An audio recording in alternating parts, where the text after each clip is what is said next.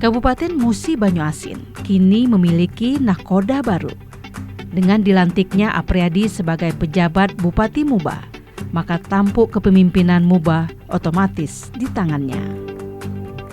Sosok Apriyadi tidaklah asing bagi masyarakat Musi Banyuasin.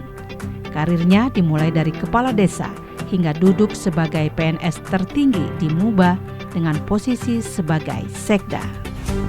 Seperti apa perjalanan karir Apriyadi, termasuk karir politik dan pandangannya dalam meniti kehidupan? Inilah Bukan Basa-Basi. Saudara, belajar memaknai hidup adalah sebuah laboratorium yang tak akan pernah berhenti. Peristiwa kehidupan datang silih berganti. Ketika itu juga Tuhan memberikan pembelajaran. Dan pembelajaran ini adalah memberikan atau menguatkan manusia akan semakin kokoh. Muaranya adalah untuk memberikan atau membedakan manusia mana yang baik dan mana yang lebih baik. Dan saudara, sosok yang akan kami hadirkan dalam Bukan Basa-Basi kali ini adalah pejabat Bupati Musi Banyuasin, Apriyadi. Bagaimana kiprah dan pandangan hidupnya? Ikuti kami dalam Bukan Basa-Basi bersama saya, Marhama.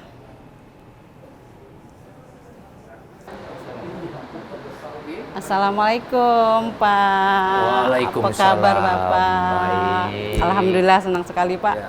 bisa bertemu, bisa ngobrol dengan Bapak Apriyadi. Sekali lagi Pak, selamat ya Pak ya atas pelantikan Bapak sebagai pejabat Bupati Musi Banyuasin. Oh ya, terima kasih Mbak. Jadi alhamdulillah ini sudah 1 bulan lebih nih menjabat. Jadi diberi amanah menjadi pejabat Bupati Musi Banyuasin. Terima kasih ucapannya. Iya, tentunya kita tahu bahwa memang untuk pelantikan sebagai pejabat bupati ini kan memang bukan tahapan pemilihan Pak ya. Benar. Ini bagaimana Pak? Apakah ini memang sudah disiapkan ataukah Bapak kan memang kaget atau memang ini sudah ada impian Pak bahkan dilantik menjadi pejabat Bupati Musi Banyuasin? Sebenarnya begini Mbak, terkait dengan apa amanah yang diberikan untuk menjadi penjabat Bupati Musi Banyuasin ini, saya juga sebenarnya tidak menyangka, surprise. Yeah. Karena dari kalkulasi-kalkulasi orang bahwa yang sangat berhak dan layak menjadi penjabat bupati ini adalah pejabat provinsi. Nah, saya adalah pejabat sekretaris daerah Kabupaten Musi Banyuasin. Jadi saya pada saat itu memposisikan diri bahwa saya akan mendapatkan seorang pejabat bupati yang berasal dari provinsi.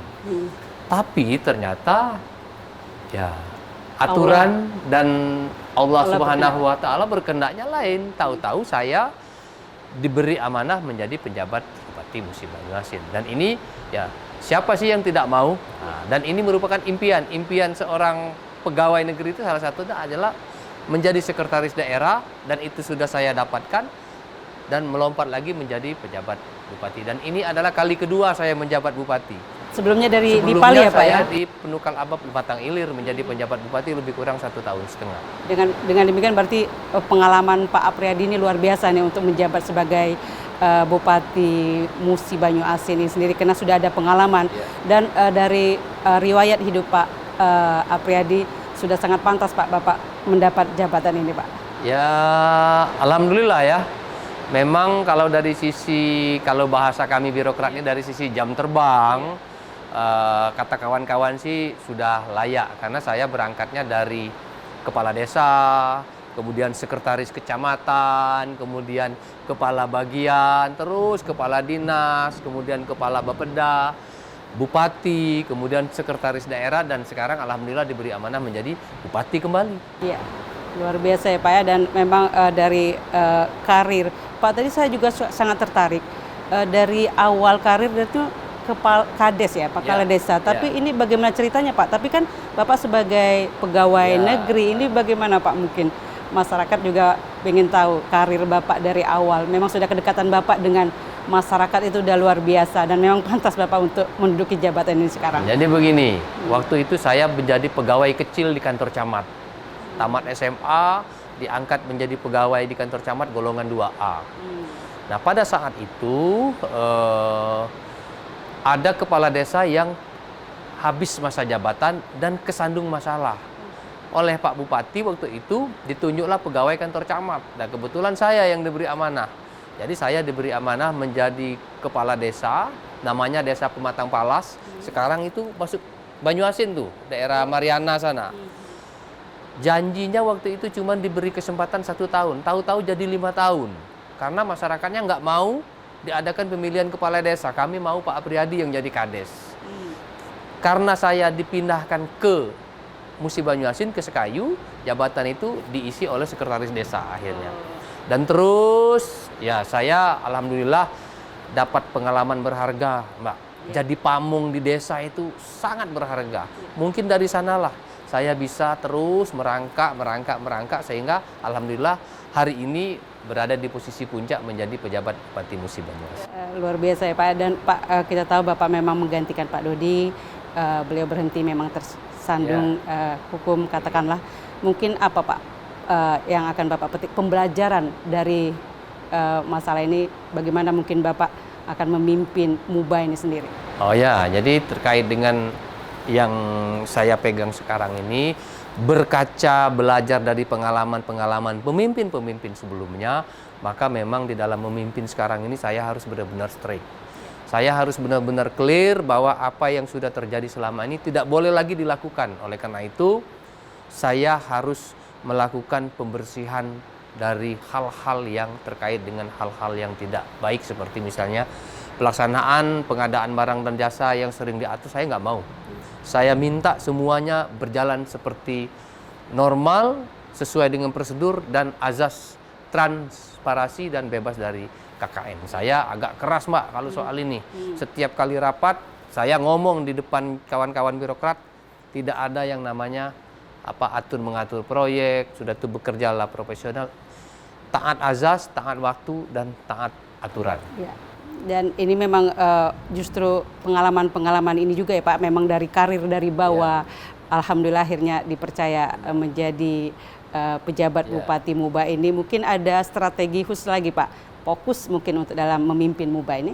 Saya dalam memimpin MUBA ini sebenarnya kami meneruskan RPJM-nya Pak Dodi dan Pak Beni, dan akhir tahun ini berakhir. Oleh karena itu di 2023 kita baru akan start dengan rencana kerja pembangunan daerah baru. Tapi saya dalam memimpin ini insya Allah diberi kesempatan 1 tahun, kemudian insya Allah juga kalau Tuhan mengizinkan 1 tahun ke depan diberikan juga kesempatan, saya fokusnya 1, infrastruktur. Saya berkeinginan bahwa semua jalan kabupaten, jalan strategis kabupaten beres. Kemudian yang kedua, kemiskinan. MUBA ini nomor 2 di Sumatera Selatan di urutan bawah. Saya punya target paling tidak selama saya memimpin ini, MUBA ini berada di garis tengah, terutama dalam hal penanggulangan masyarakat miskin. Dan program itu sekarang ini sudah mulai kita jalankan. Ya, ini sudah hampir 1 bulan ya Pak ya, untuk tahap-tahap langkah awal untuk Bapak memulai program apa ini Pak Apriyadi yang telah dilakukan Pak untuk sekarang ini. Jadi sekarang ini pertama terkait dengan APBD yang sudah disahkan yang sudah terlambat ini, sekarang ini saya push. Saya minta kalau kita tidak melakukan lompatan, tentu kita akan terlambat dan agak sulit memenuhi janji politik. Oleh karena itu saya minta kawan-kawan ini dalam bekerja ini melompat. Nggak lagi lari tapi melompat. Karena kami sudah tertinggal 6 bulan. Waktu ini terbuang sia-sia 6 bulan. Oleh karena itu untuk mengejar 6 bulan ke depan harus melompat Pak. Kalau nggak melompat nggak bisa. Nah sekarang ini bagi saya dan kawan-kawan di MUBA ini nggak ada lagi waktu untuk bersantai. Kerja. Iya, baik Pak Apriyadi, mungkin saat kita break dulu, dan saudara tetaplah bersama kami dalam Bukan Basa-Basi, tentunya bersama Bupati Musi Banyuasin.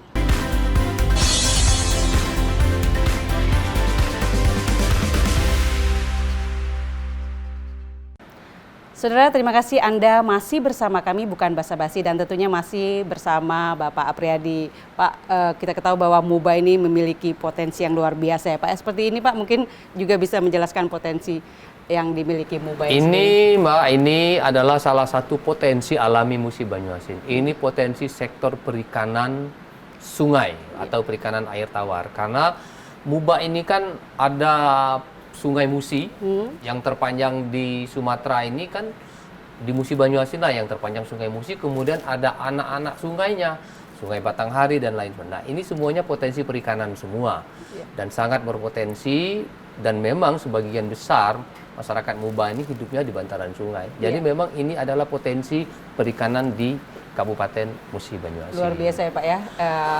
Potensi-potensi yang ini dimiliki. Potensinya salah satunya sektor pariwisata. Ini Pariwisata. ada salah satu tempat pariwisata, Danau Ulat Lia, tidak jauh dari ibu kota kabupaten, ini sedang kita kembangkan untuk sektor Pariwisata ya Pak ya. Dan seperti kita tahu lagi, satu ini mungkin tidak asing lagi potensi yang dimiliki Muba. Ini yang sekarang sudah mulai menjadi primadonanya Musi Banyuasin.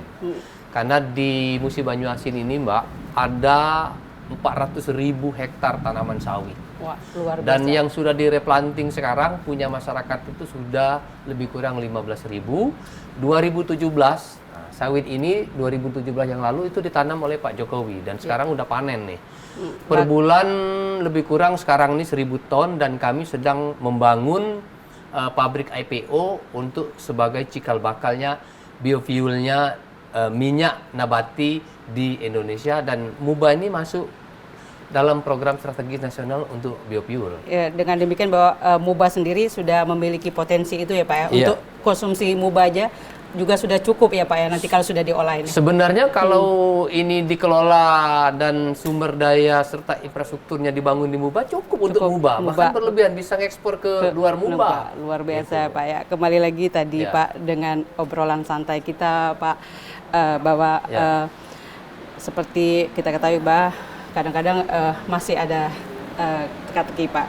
Kadang-kadang untuk memimpin itu berbuat baik saja memang juga tidak cukup ya untuk membangun. Tapi kadang-kadang ada kalanya mungkin ada sikap yang akan dilakukan, ya katakanlah bukan tidak baik, tapi mungkin sedikit agak katakan berani, itu juga takut juga menyalahin. Mungkin bagaimana menurut pendapat Pak Apriyadi sendiri Pak? Jadi memang resiko menjadi seorang pemimpin ini kadangkala kita dihadapkan dua hal. Berbuat atau tidak berbuat. Jadi berbuat baik saja belum cukup.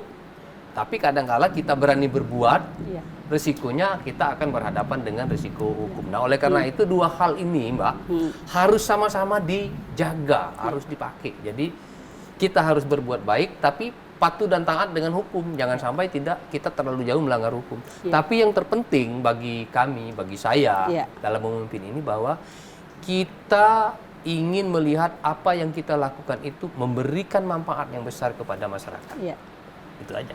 Kalau dia memberikan manfaat yang besar kepada masyarakat dan ya barangkali agak melebar dari sisi aturan sedikit-sedikit sih masih ditoleransi lah. Tapi yang penting dia bermanfaat besar, dan dalam mengambil kebijakan itu kita tidak punya mens rea, tidak punya niat jahat untuk menguntungkan pribadi ataupun diri keluarga kita. Iya, mungkin bukan soal membanding-bandingkan Pak. Mungkin juga dibanding dengan bupati-bupati lain, mungkin ada sikap-sikap sendiri yang akan Bapak ambil dalam memimpin sendiri Muba ini sendiri Pak. Bagaimana Pak Apriyadi? Iya, saya sih karena pengalaman berangkat dari birokrat, jadi gaya memimpin saya adalah gaya birokrat. Nah, oleh karena itu saya dalam memimpin ini lebih banyak saya turun ke lapangan. Saya rasanya kurang nyaman duduk di kantor. Jadi hari-hari saya ini dalam 1 minggu ini mungkin bisa sampai 4 hari saya ada di lapangan. Dan setiap hari itu, pagi kadang tanpa pakai protokol, tahu-tahu saya udah nyelonong tuh ke sekolah, puskesmas, kemana-mana. Jadi menurut saya permasalahan-permasalahan itu bisa kita temukan dan solusinya bisa kita dapatkan manakala kita turun ke bawah. Justru lebih baik kesannya sidak ya, katakanlah Pak ya. Kalau begitu, kalau sudah kita bilang akan berkunjung ke instansi ini, akan ada persiapan-persiapan. Itu sudah disiapkan. Makanya saya kadang nggak dengan protokol, cukup dengan supir dan ajudan, udah nyampe ke lokasi. Kemarin tuh pada semua repot semua. Saya ajak mendadak turun ke SD kemarin. Ke kantor Kades, Kadesnya pun ikut repot kemarin. Terus dari hasil kunjungan-kunjungan pertemuan apa Pak, hal yang memang Bapak temukan dalam yang harus mungkin dibenahin Pak untuk Muba ini sendiri? Infrastruktur. Pasti itu ya Pak ya? Pasti, itu adalah infrastruktur, kemudian kemiskinan. Ya, Dua itu yang benar-benar ditunggu oleh masyarakat Musi Banyuasin. Pak, seperti kita bahwa seperti Muba ini kan kaya akan potensi Ya, Pak ya. oke. Tapi bukan dibilang juga dikatakan tertinggal Ya. ya Paknya. Terus bagaimana Pak untuk menyetarakan lagi Muba ini seperti Bapak bilang orang enggan ke Muba. Ya. Nah, bagaimana untuk menarik orang bahwa Muba ini juga luar biasa tidak kalah dengan kabupaten lain di khususnya di Sumatera Selatan. Ya, pertama memang Mbak, Muba ini APBD-nya besar, tapi luas wilayahnya juga besar, 1,4 juta hektar. Konturnya rata-rata dataran rendah. Jadi kalau mau bangun di Muba ini beda kita mau bangun di Pagar Alam. Ya. Bangun di Muba harus nimbun dulu, kalau Pagar Alam bangunnya kurang. Tuh. Kemudian kedua, untuk menarik supaya orang mau ke Muba ini, kita harus menyiapkan kita. Infrastruktur harus kita perbaiki, kemudian harus ada daya tarik, event-event harus kita laksanakan. Dan masyarakat juga harus ramah dengan pendatang. Itu yang sedang kita lakukan sekarang ini. Kegiatan-kegiatan event lokal dan event-event nasional akan kita laksanakan terus di Musi Banyuasin. Iya, agar betul-betul nanti Muba ini juga memang lebih maju, lebih terdepan ya Pak ya dengan pimpinan Pak Apriyadi 1 tahun ini ya Pak Apriyadi. Iya.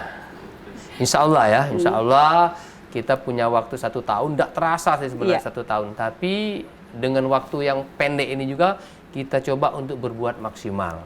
Orang kan bisa maksimal 1 hari pun sebenarnya kesempatan, apalagi 1 tahun. Jadi kesempatan yang ada ini kita gunakan sebaik-baiknya untuk memimpin, karena saya sih dalam memimpin ini ada istilah saya. Pertama, karena saya ini ditunjuk, jadi anggaplah ibadah. Kemudian saya menjadi PJ Bupati ini takdir dari Allah Subhanahu wa Ta'ala. Oleh karena itu yang ketiga, saya harus bisa berbuat banyak, memberikan manfaat untuk masyarakat Musi Banyuasin. Baik Pak Apriyadi, cukup menarik, tapi sesaat lagi ya Pak ya, kita kembali lagi, dan saudara tetaplah bersama kami, bukan basa-basi akan kembali.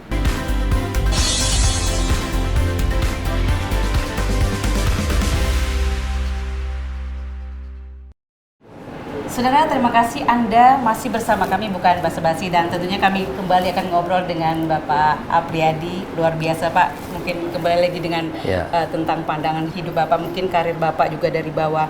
Mungkin ada pesan-pesan khusus juga Pak pada generasi muda untuk melakoni kehidupan ini sendiri Pak agar sukses.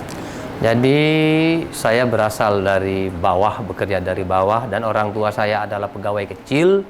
Oleh karena itu pesan saya nih, kepada anak, kepada sahabat, kepada adik-adik, kepada generasi muda. Pertama kan bahwa kesempatan itu adalah milik semua orang. Oleh karena itu dalam menjalankan sesuatu itu harus diseriusi. Jadi kalau kita serius, fokus, insya Allah, bismillah, apa yang kita inginkan insya Allah tercapai. Ya, sebenarnya Pak, kalau memang boleh flashback ke belakang sendiri, impian Bapak, cita-cita Bapak itu sebenarnya apa sebenarnya? Ada nggak tadi terpikir, aduh, menuju kursi bupati ini sendiri? Saya dulu waktu dari kecil itu memang karena orang tua ini adalah pamong atau pegawai negeri, memang cita-citanya adalah menjadi seorang pegawai negeri sipil, tapi tidak sampai sebatas ini. Tetapi begitu kita melihat ke kantor gubernur, oh ini ada pejabat ini, nah ada rasa keinginan, alangkah senangnya kalau bisa menjadi kepala biro dulu kan, atau menjadi sekretaris daerah, menjadi bupati, karena sering ikut kegiatan-kegiatan mereka itu, ya ada rasa kepingin, dan alhamdulillah Allah memberikan semuanya, memberikan kesempatan, Allah merestui, meridoi, dan alhamdulillah jadi PJ Bupati Musi Jadi memang sudah ada dari hati ya Pak ya, ada keinginan untuk sukses, untuk maju. Tentu juga pasti ini juga ada dorongan orang tua dulu. Bagaimana Pak? Mungkin ada petua-petua yang Bapak dapatkan dari orang tua, mungkin sahabat atau siapa Pak yang bisa menuntun Bapak sukses terus? Dulu saya ingat, karena saya bekerja awal-awal jadi pegawai negeri juga ikut orang tua. Jadi pesan orang tua tuh kalau bekerja tuh pertama serius, tekuni, serius, dan kerjakan dengan ikhlas. Insya Allah kalau kita ikhlas katanya dalam melaksanakan pekerjaan, insya Allah juga hasilnya akan kembali ke kita, dalam keadaan yang baik juga. Anggap saja bahwa di samping memang tugas dan kewajiban, anggap saja ini adalah ibadah katanya. Ya, ya. Tentu juga ini akan ditularkan Pak ya dengan anak-anak. Mungkin apa Pak hal penting pesan mungkin untuk anak-anak juga mampu berhasil meniti karir maupun pendidikan sendiri. Ya, alhamdulillah kalau anak-anak saya 3 anak, 2 sudah selesai dan 2 sudah berkeluarga, tinggal 1 lagi. Tapi saya bersyukur bahwa anak saya ini nggak ada yang ikut karir saya. Semua mereka mandiri, swasta. Karena dia merasa bahwa selama ikut saya jarang berkumpul dengan orang tua katanya. Karena saya kan kerjanya di luar kota, jadi jarang ketemu, sehingga anak-anak saya ini sekarang ini mandiri. Dia mandiri, swasta, tidak ada kaitan dengan saya, sehingga saya juga enak. Jadi anak saya nggak bekerja di sini, tidak mencari nafkah di sini, jadi saya ini enak saja nih. Jadi kamu nggak usah ikut-ikut urusan orang tua, biarlah orang tua diberikan kesempatan untuk membangun, mengabdi di Musi Banyuasin. Ya, jadi memang anak-anak pada di luar provinsi atau memang ada di luar Palembang. Negeri? Oh, di Palembang. Di Palembang. Satu ada di sini, tapi suaminya swasta, suaminya notaris, jadi nggak ada kaitan dengan kegiatan pemerintah daerah. Iya, jadi tetap memotivasi kesuksesan itu tidak hanya juga pegawai negeri ya Pak. Benar. Ya. Terus mungkin ada Pak pesan-pesan lagi mungkin filosofi hidup Bapak dalam mengarungi kesuksesan untuk menjalankan kehidupan sendiri apa Pak? Jadi yang saya rasakan dan saya tanamkan kepada diri saya dan kepada orang lain, sahabat-sahabat saya di dalam menjalani kehidupan ini, pertama, kita ini manusia ini pasti mengalami masalah. Nah, manakala kita mengalami masalah itu nggak usah dihindari. Yakin saja bahwa setiap masalah itu ada solusinya. Nah, sekarang tinggal bagaimana kita. Masalah itu kan seperti tembok nih. Kalau kita tabrak, Mbak, udah tahu tembok ini tebal, kita tabrak, kita yang kalah. Oleh karena itu lihat ke kiri, lihat ke kanan. Bisa nggak dilewati sebelah kiri atau sebelah kanan? Kalau nggak bisa, mungkin kita pasang tangga loh di tembok ini. Kita naik. Artinya bahwa setiap permasalahan itu yakin bahwa ada solusinya. Jangan dihindari.